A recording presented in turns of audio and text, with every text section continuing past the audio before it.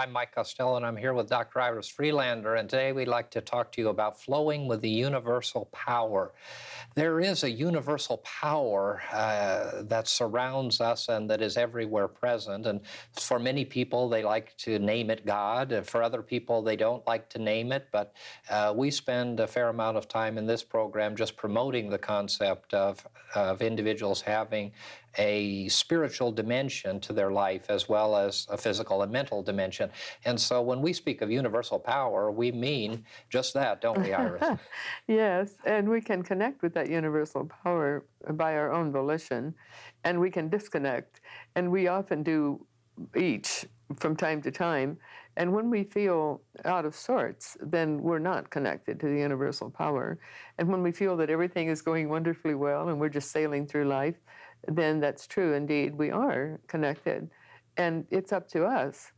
God gave mankind free will, and we exercise that free will according to our whim.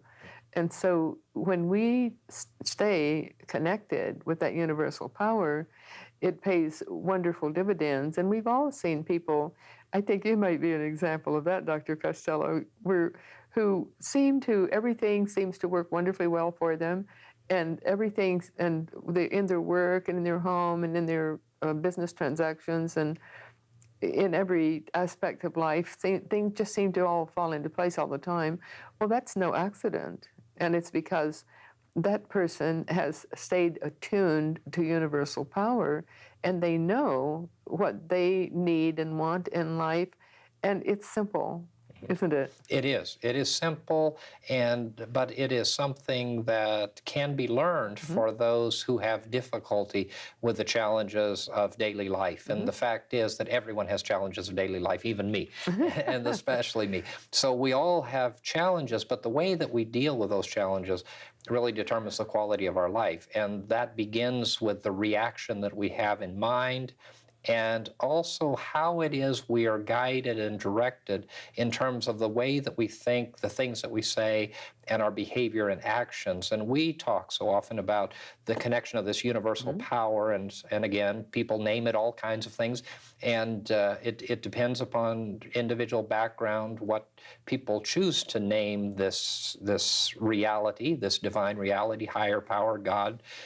Infinite intelligence is something that I have liked for a long time, and of course that's a part of our movement. The New Thought movement and the metaphysical movement talks about infinite intelligence, and that philosophy teaches that the universal power is in fact infinite in its intelligence, and that if we are able to connect in a conscious way with that universal infinite intelligence, that we can be guided and directed to act and react to every circumstance and situation of life. And that means the good ones and the bad ones. And it allows us, if we believe that we are connected and we believe and know that we have the ability to draw upon that resource, it allows us to know that no matter what happens in life, that we're going to be able to draw upon this resource, and that we're going to be guided and directed with infinite intelligence. A lot of people in our movement and in this teaching use prosperity teaching a lot because of the reality of the abundance teaching being a part of infinite intelligence. And we believe that's true. We believe that success and abundance can be learned through the process of mind and connection with universal powers and infinite intelligence. We can be guided in that way, but we don't spend a lot of time talking about that. We spend more time talking about how we can deal with the challenges of daily life, because we think that's really important for transforming and changing the quality of life that people have. And so this connection with infinite intelligence, and a way I like to think of it is that at any time, if we just step out of the situation, if we let our ego step out of the challenge that we're facing, the difficulty that we're facing, or any aspect of our life, if our ego will step aside, we can connect our human and conscious mind with infinite intelligence or divine mind, and we can then be guided and directed in ways that we never would have imagined. And if we let that happen, then we will know what to do without a great deal of effort in life. And it doesn't at all mean giving up or giving in even. It means doing what we need to do. I mean, we have to go to school, we have to plan, we have to do the things that we have to do. We have to take the responsibilities that we have as human and spiritual and mental beings. But we do have a limitless resource that we can connect to that will guide us and direct us. And we can let that happen anytime that we're willing to give in to it and not give up to the circumstances and situations. And in our counseling work, we seem to see so many people who are spending their time wringing their hands and talking about how bad it is. Well, everything and everybody's life is filled with times of difficulty and challenge. And if we could just show people, and that's what you and I are about, and that's what we spend our lives doing, trying to show people how to connect with this infinite universal power and how they can be guided and directed. And it's not mystical and it's not magical. It's a simple reality and a dynamic of our conscious mind becoming a part of divine mind. And we know it works. And we've seen it work, and it has worked for generations for people like us who have taught the very same thing we're teaching. It's important for people to understand we're not teaching anything new. We didn't make this up, and it's not something that we just decided happens. It happens and has happened through the generations to many, many people, and we have a lot of demonstration of that. And I thank you for the kind words about me, but we have lots of people in our organization who have come to this point and have had devastating circumstances and situations, and they have overcome them and overcome them and overcome them again and again. Yes, and when we work with people, we show them their options. So many people feel that they've reached the end of the road, that they don't have anywhere to turn, and they have many options, but they can't see those options. So just slowing down and giving some time to just looking within. They can do it without outside help, but sometimes they need outside help. Because they can't see beyond what's on the surface. But what we're doing, I don't mean what we're doing as counselors, but what we do in life as we live each day, all of us, each of us, is we're either just living on the surface or we're living from our spiritual aspect of being. And when we live from the spiritual aspect of being, then we are attuned to Creator God. And we're attuned to that higher divine force. And as we're attuned, and people get out of bed mornings and they say, well, they got out of the wrong side of the bed. But when we are just calm and peaceful and are happy just to be alive, just to do whatever it is we're going to be doing, then we are more attuned. Then we're attuned. And when we are attuned to divinity, we're living from the higher aspect of being, and when we live from the higher aspect of being, there's no way we can foul it up, because we just are learning to take life as it comes, and we're learning to flow with whatever life brings us. And so as we do that, that's why we're here. That's why we're here on Earth, to do just that, isn't it? Absolutely. We're here to learn how strong we really are. And I think our greatest fear is that we are as strong as we know we are. And so often we think that we're weak, or we talk to people who think that they're weak. And in fact, we are very, very strong. All, not Mike and Iris, but everyone. Mm-hmm. And we can all learn to be strong in this experience, in this pilgrimage of life, so that the circumstances and situations don't defeat us and don't destroy us. Mm-hmm. And instead, we're able to go through the problems and grow through the problems. And whether the times are good or bad, our emotional and spiritual self is able to cope in a positive and affirmative way. And you touched on a very important point. Sometimes we need help. And sometimes we need more or less help. Sometimes the help that we need is just a good friend that we can talk to. Mm-hmm. Sometimes it's a clergyman or a religious counselor. Sometimes it's a mental health professional. Sometimes it takes a long time. Sometimes it takes a short time.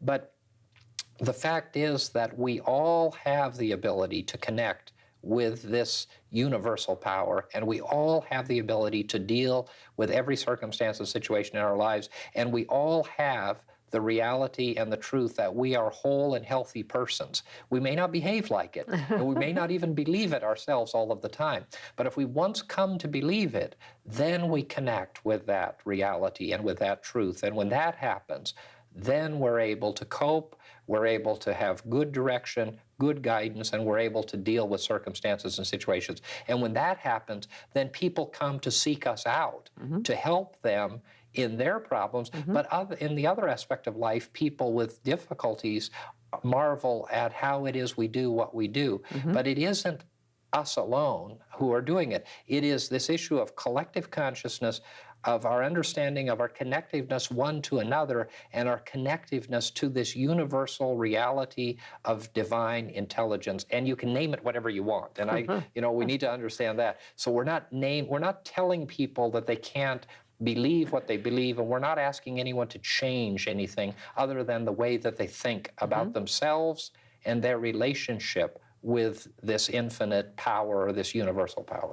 Yes, because our formal religious doctrines sustain us, whatever we choose, but they wouldn't necessarily sustain other people very close to us or people that we don't know. So we need to honor the spiritual aspect of being through formalized religion, but that's not the important part. The important part is finding what we each need. Absolutely. and using it and helping, and if it helps us, then it's wonderful. And if it doesn't, then we find something else. But the basic concept remains the same, that we have to be attuned to the divine, and regardless of our formal religious beliefs. So as we're attuned to the divine, and as we meditate and keep ourselves open to that, then it becomes as if our body has used it as a habit, and then it becomes more and more a habit, and then we, whatever happens, we cope with it, because we realize that that's life, and we're all going to have disappointments in life. We're all going to have problems, but when we do, and if we pray really hard, for example, for something, and just pray that this come about, that this come about, that this come about, well, very often it's self-defeating. But if we just thank God that what we need is there for us, and if we thank God that we're able to do whatever it is we need to do, and just keep it open, loosely open, but express our prayers through gratitude that what we're needing and wanting is already manifested in our lives, then it's more apt to do that, isn't it? Absolutely, and you just touched on a very important aspect, and that is what we need in our life is already manifest. We may not know it, we may not see it, we may not feel it, but it's there. And knowing that it's there is what can really sustain us and carry us through. And that's really what we want to help people get hold of and grab hold of. And you're absolutely right that it isn't, and what works for one person doesn't work for everyone. And that's another problem that we have. We think, well, if Aunt Mary went to this doctor and she took these pills and it works. If you go to this church, it works. Everybody needs to be where they need to be, and we need to have that tolerance and understanding. Myrtle Fillmore had, and we have talked about Myrtle having her healing, her physical healing of a terminal illness, and she used a technique, a spiritual technique and a practical technique. Many people replicate that technique today, and then they come to us and they say, why doesn't it work for me? Well, the answer to that is that it was right for Myrtle 100 years ago. It's not right for you today. It may be right for you, but your connection with this universal power and with this infinite intelligence will guide you to what is right for you. What worked for her may not be what you need. And we need to understand that our needs, each one of us are individuals, and everyone's need is different. And every circumstance and situation is different and unique. And in our uniqueness, we need to reach out to be guided and directed in the way that we should go. And we need to be very cautious about telling people, do this and this and this, and then you'll be okay, because that doesn't work. Exactly. And we have to always remember that God gave mankind free will, so we each have free will. And it really hurts my heart when people say, why would God let this happen? Because God gave us free will, and he lets it happen because he doesn't take back our free will. And the angels, we have so many angelic beings available to us to help us, but they don't take away from our free will. Our guardian angel would never take away from our free will, but they guide us, inspire us, help us, but they don't take away. And so we have to always remember that we're responsible. It's a matter of self-responsibility. And as we are responsible for our lives. We can pray for inspiration, we can pray for guidance, and we can listen. And when we ask, then they give us answers, and they're not infringing on our free will. And there's a big difference there, and we need to always remember that we have to be responsible for our actions and for our lives, but we can ask for help, and it's ever present. There are so many different types of angelic beings. We wouldn't even be able to name them in a day if we knew all the names, but they're there to help us all the time. There are those discarnate beings who are those people from Earth life who have lived Earth life, and they come back and they help us. And we don't want to call on their help too often, because we don't want to disturb their work where they are on the inner. But they're available to us. So we're not alone. We're never alone. We're all a part of each other. All of mankind is interconnected. We are totally connected with Creator God. And there's the holy monad aspect of our being, the highest spiritual aspect, that is really a part of God. That's the flame, God flame within us.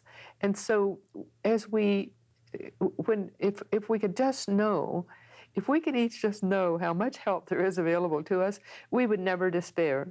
But we despair because we give up too easily. But when we stay attuned to the divine within, the divine without, then all things fall into place, and we see things more clearly. And it's always our responsibility. Yeah. Ultimately, it's our responsibility to take the initiative for connection with the divine or the universal. We'd like to pause at this point in the program and offer you the opportunity to receive some literature so that you can continue to study the ideas and concepts we're sharing with you.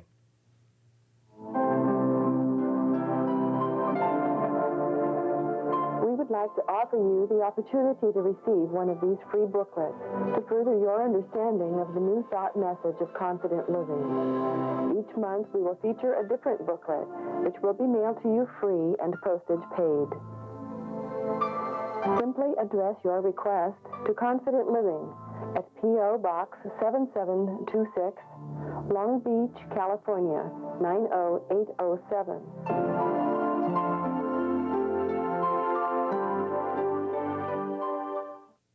This aspect of personal responsibility doesn't take away from God at all, does it? You know, we ought to touch on that, because a lot of people will talk about secular humanism. And, you know, we have all these buzzwords that go around in both theological and psychological and sociological circles. And we have to be cautious of the fact that we're about tearing down fences, not building them up. So often people will say, well, the teaching or what your ideas are really a combination of psychology and theology, and you're really taking away from the reality of God, and you're putting more onus on human beings. Well, the fact is that we do have some responsibility in this life, don't we, Iris? Yes, we have total responsibility, and we have to exert and use that self-responsibility, because, again, as we were saying before the break, God gave us free will, and so it wouldn't be very godlike if that wasn't honored thoroughly all the time.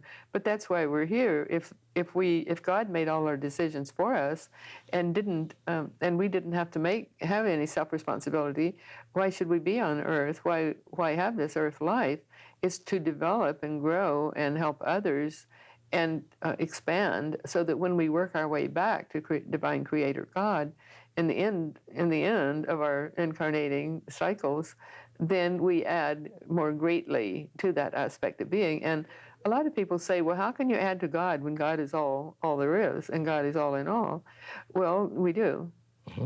We add as we come to the full and complete realization of who and what we are. And we talk a lot about that fact, mm-hmm. that we are perfect. We are perfect. And I'm not talking again about Mike and Iris. We're talking about everyone is perfect and whole in every aspect of their life.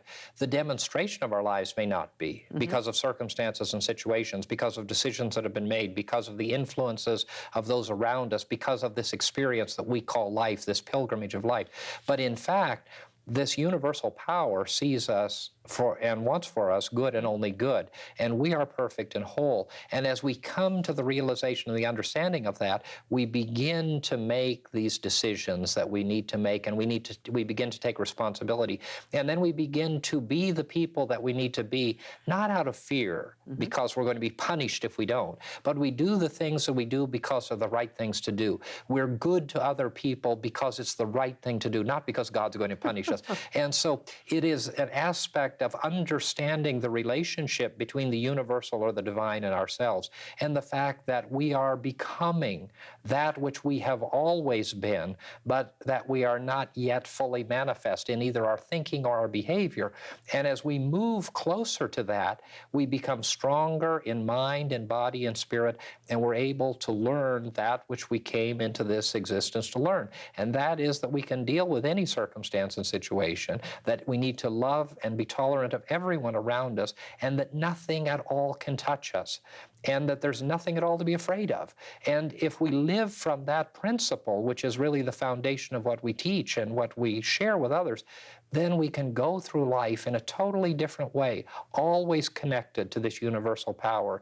And the fear is gone, and the agony is gone, and the dread is gone, and the difficulty is gone. It doesn't mean that there won't be some bumps along the way, but it does mean that we'll be able to deal with it. And we do it because of who we are, because we were created to be able to do that, and we don't just give it up to God. And, one of the great sayings, is let go and let God. And one of the things that we say so often is, let go and let God guide you and direct you in the way to go and the way that you should do things.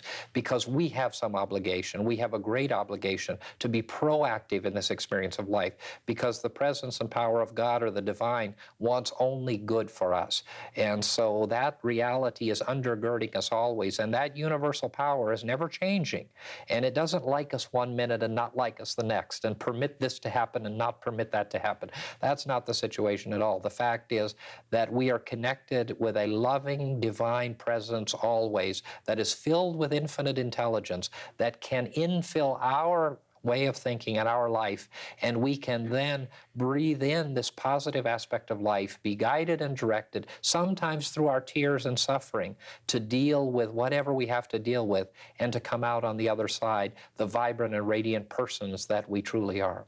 Yes, and there are times when we think that we can't do whatever it is we need to do. We can't face life. We can't do any number of things, but we always can. There's always that help available. We're always capable of doing. And some people say God doesn't give us more than we can manage, but it's that we can always manage whatever life brings us, because it's a planned approach in life. And we have sacred contracts or pre-birth agreements before we're born, and those have to be honored as we go through life. And they don't have to be honored because God says we do, life says we do.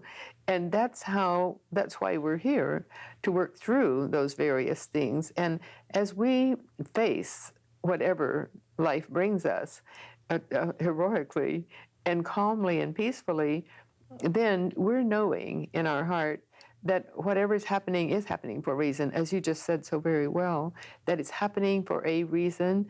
And it's not for us to reason, why is this happening, but to just fulfill our mission by allowing whatever life brings us to flow.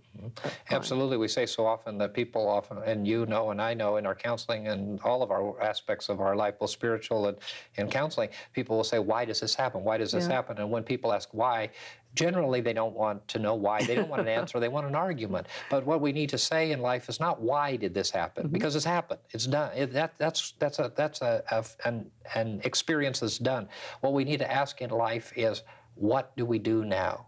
What do we do now? Because this is where we are. If the diagnosis is cancer, what do I do now? If the checkbook is empty, what do I do now? If I've lost my job, what do I do now? If my relationship is going bad, what do I do now? Not why, but what? And if we ask what, then we begin to take personal responsibility. We begin to connect with this infinite intelligence, and we are moving in a positive and affirmative way. And when we do, then we're fulfilling our mission in life. And some people wonder, what is my mission in life? Well, it's to grow back to God more fully It's to live a godly existence. And that doesn't mean pious. It just means happy, joyous, and helpful to others. And when we are living in that way, we're an inspiration to others, and we're also fulfilling our mission on the planet that we came here to fulfill. And so then everyone is happy, everyone around us is happy because we've helped create that energy of happiness. Absolutely. And that moves us to this in the last just few minutes that we have to just touch upon this issue of collective consciousness. We are creating a collective consciousness on this planet. And despite what other people may be telling us, these are good times. They are wonderful things happening. Yes. And we are moving so rapidly into a new and wonderful era and time on this planet and in our existence, both physical and spiritual. And so this is a wonderful time. It's a difficult time, but it's a wonderful time. And it's not a bad time. And the collective consciousness, there are a myriad of people who understand just as we understand, who are sharing this philosophy and idea around the globe with people on both a psychological standpoint, from a psychological standpoint and from a spiritual standpoint, and are strengthening and empowering people. And the old ways are giving way to a new way of thinking, and that new way of thinking is transforming this planet and all of life. And this is a wonderful and vibrant and positive time in which to live. And for anyone who doesn't believe that, just wait and see, because things are happening in such a magnificent way. And if we could just grasp hold of that, we are truly connected with the universal power and the infinite intelligence that we need to understand more fully and more completely. And we need to allow people to experience what they need to experience. Exactly, and that is such an important aspect, and it's hard for parents, it's hard for those people in the workplace who are the bosses, who are in charge of the other people's workload. We have to allow everyone to fulfill their own mission in life, their own goals and needs. And when we try and make decisions for other people, then we're really shortchanging ourselves and not allowing them to fulfill what they're here to do. So I would say that parents so often want to make decisions for their children. They want everything to be happy and wonderful in their children's lives. Well, things can be happy and wonderful in their children's lives when those children take responsibility for their own lives. And then, as you very well said, then they're living whatever it is they were supposed to be living through, and then they're learning.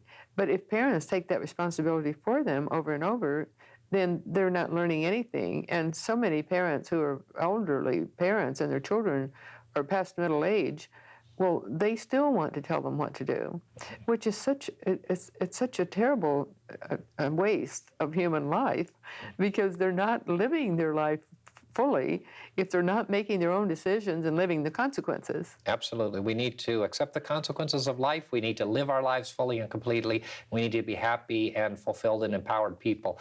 And we hope that the information that we've been sharing with you has been useful, and we look forward to seeing you next time. Mike and Iris would like to extend a cordial invitation for you to join them this Sunday morning at 11 a.m. for our weekly celebration service at the beautiful Seaport Marina Hotel at the corner of Pacific Coast Highway and 2nd Street, adjacent to the Marina Pacifica and Marketplace shopping centers. There will be a guided meditation, prayers, spirited music, and a dynamic, life-changing New Thought message. Please join us this Sunday. You will be warmly welcomed into the company of like-minded, positive, and uplifting people. And remember, whatever your dream, whatever your vision, you can attain it through confident living.